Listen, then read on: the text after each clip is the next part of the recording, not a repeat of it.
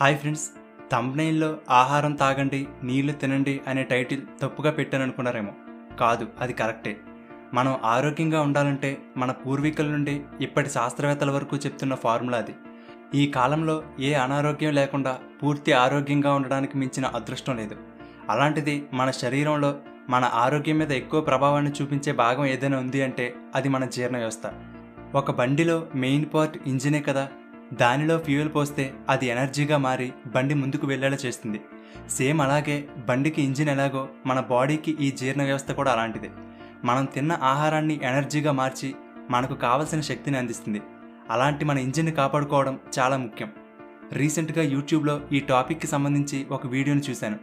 అది మన అందరికీ బాగా ఉపయోగపడుతుందనే ఉద్దేశంతో ఆ వీడియో ఆధారంగా ఈ వీడియోని చేస్తున్నాను.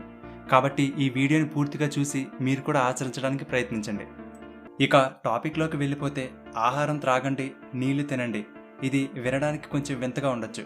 అదేంటో ఇప్పుడు తెలుసుకుందాం. మన జీర్ణ వ్యవస్థ మన కడుపులో కాదు, మన నోటి నుండే మొదలవుతుంది. కానీ చాలామంది నోటిని సరిగ్గా ఉపయోగించుకోవడం లేదు. అన్నం నోట్లో పెట్టుకొని నమలకుండానే మింగేస్తారు. అది మంచిది కాదు. అందుకే మన పెద్దలు ఆహారం కనీసం 32 సార్లైనా నమలాలని చెప్తారు. అంటే ప్రతి ముద్ద లెక్క పెట్టుకుని 32 సార్లు నమలమని కాదు. నోట్లో ఆహారం నీళ్లులాగా మారే వరకు నమిలి అప్పుడు మింగాలి. అదే ఆహారం త్రాగడం అంటే. మన నోట్లో ఉండే లాలాజలానికి అంటే సలైవాకి చాలా పవర్ ఉంటుంది. మన శరీరంలో ఉండే కొన్ని రకాల జబ్బులకి ఈ సలైవా రూపంలోనే మెడిసిన్ తయారవుతుంది. అంతేకాదు, ఈ సలైవా పెయిన్ కిల్లర్లా కూడా పనిచేస్తుంది. మన అందరికీ తెలిసిన పెయిన్ కిల్లర్ మార్ఫిన్ కన్నా 6 రెట్లు ఎక్కువగా సలైవా పనిచేస్తుందని ఒక స్టడీలో తేలింది. అలాంటి పెయిన్ కిల్లర్ మన బాడీలో న్యాచురల్గా తయారవుతుంది. మనం ఆహారం నోట్లో పెట్టుకుని బాగా నములుతూ సలైవాతో కలిసినప్పుడు ఆ ఆహారానికి సంబంధించిన సమాచారం మన బ్రెయిన్కి సిగ్నల్గా వెళ్తుంది. అప్పుడు ఆ ఆహారాన్ని అరిగించడానికి కావలసిన యాసిడ్స్ మన కడుపులో రిలీజ్ అయ్యేలా చేస్తుంది. ఈలోపు బాగా నమలడం వల్ల ఆహారం నోట్లోనే సగం జీర్ణం అయిపోతుంది. కాబట్టి మన జీర్ణ వ్యవస్థకి కొంచెం పని తగ్గుతుంది. ఇలా ఆహారం బాగా అరిగినప్పుడు ఆహారం నుండి ప్రేగులు పోషకాలను బాగా తీసుకుంటాయి. అదే మనం సరిగ్గా నమలకుండా మింగేస్తే మొత్తం భారం అంతా కూడా జీర్ణాశయం మీద పడుతుంది. ఇలాంటప్పుడు మొత్తం ఆహారం సరిగ్గా అరగదు, పోషకాలు కూడా సరిగ్గా అందవు. ఇలా నమలకుండా తినేస్తే ఒక్కొక్కసారి సరిగ్గా అరగని ఆహారం టాక్సిక్ అంటే విష పదార్థంగా కూడా మారుతుంది. ఇదే ఎక్కువగా జరిగితే మన జీర్ణాశయం పనితీరు మెల్లగా దెబ్బతింటుంది. కాబట్టి ఆహారాన్ని బాగా నమిలి తినడానికి ట్రై చేయాలి. అయితే ఇది చెప్పినంత ఈజీ కాదు. మనకు తెలియకుండానే ఆహారం గొంతులోకి వెళ్ళిపోతుంది. కానీ పూర్తిగా నమిలి తినడానికి ప్రయత్నించాలి. అంతేకాదు, స్లోగా బాగా నమిలి ఆ రుచిని ఆస్వాదిస్తూ తింటుంటే తిన్నప్పుడు ఎంతో సాటిస్ఫాక్షన్ కలుగుతుంది. కావాలంటే ఒకసారి మీరు కూడా ప్రయత్నించి చూడండి. మనం తినడం వల్లే బ్రతుకుతున్నాం. అలాంటిది కనీసం ఆ తింటున్న కాసేపు ప్రశాంతంగా తినకుండా కంగారుగా తినడం, ఫోన్ వాడడం, టీవీ చూడడం చేస్తే ఇక తింటున్న దానికి అర్థం లేదు. మనం తిన్నదానిలో కనీసం 30% నోట్లోనే జీర్ణమయ్యి లోపలికి వెళ్ళాలి. అంతేగాని డైరెక్ట్గా మింగడం వలన సరిగ్గా అరగని ఆహారం ప్రేగుల్లోకి వెళ్ళిపోవడంతో గుండెలో మంట, గ్యాస్ ప్రాబ్లం, జీర్ణశక్తి తగ్గిపోవడం, ఒబిసిటీ వంటి వాటికి కారణం అవుతుంది.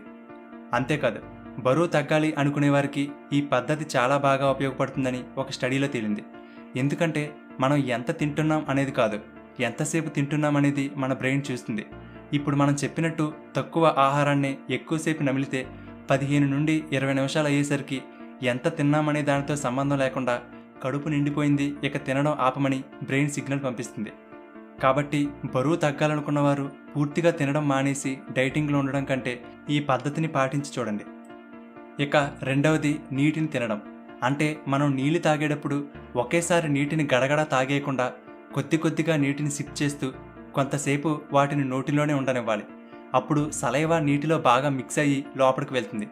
దీనివలన కడుపులోని యాసిడ్ లెవెల్స్ అనేవి న్యూట్రలైజ్ అవుతాయి. అలాగే మనం తాగే నీరు కూడా బాగా కూలింగ్ ఉండకూడదు, అలాగే వేడిగా ఉండకూడదు. మన రూమ్ టెంపరేచర్ ఏదైతే ఉందో నార్మల్గా ఆ నీటిని తాగితేనే మంచిది. ఈ రెండింటితో పాటు మరొక ముఖ్యమైన విషయం, రాత్రిపూట తినడానికి నిద్రపోవడానికి మధ్య కనీసం 3 గంటల గ్యాప్ ఉంటే మంచిది.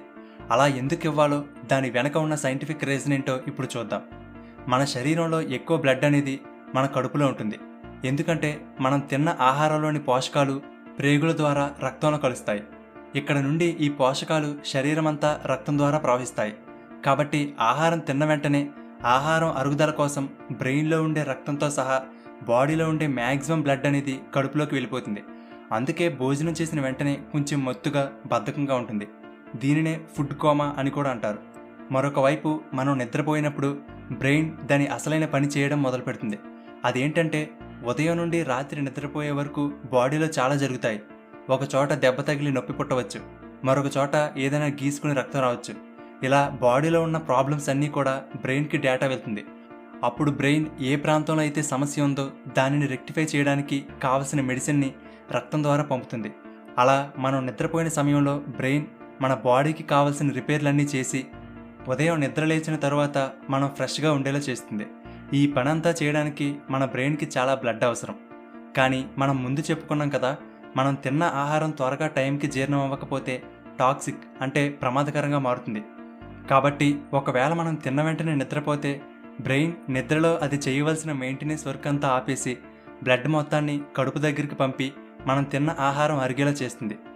సో ప్రతిరోజు నిద్రపోవడానికి ముందు భోజనం చేస్తే బ్రెయిన్కి తాను బాడీని రిపేర్ చేయడానికి కావాల్సిన టైం కానీ బ్లడ్ కానీ సరిపోదు. దీనితో బాడీలో రిలీజ్ అయిన టాక్సిన్స్ బయటకు వెళ్ళవు. బాడీలో ఉండే చిన్న చిన్న సమస్యలు అలాగే ఉండిపోతాయి. ఇలాంటి చిన్న చిన్నవన్నీ కలిసి భవిష్యత్తులో ప్రమాదకరమైన వ్యాధులుగా మారతాయి. కాబట్టి ఈ జీర్ణ వ్యవస్థ సరిగ్గా పనిచేసేలా చూసుకోవాల్సిన బాధ్యత మనది.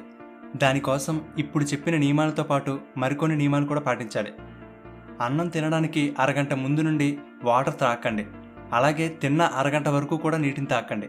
ఎందుకంటే మన కడుపులోని ఆహారాన్ని అరిగించే యాసిడ్స్ చాలా పవర్ఫుల్గా ఉంటాయి.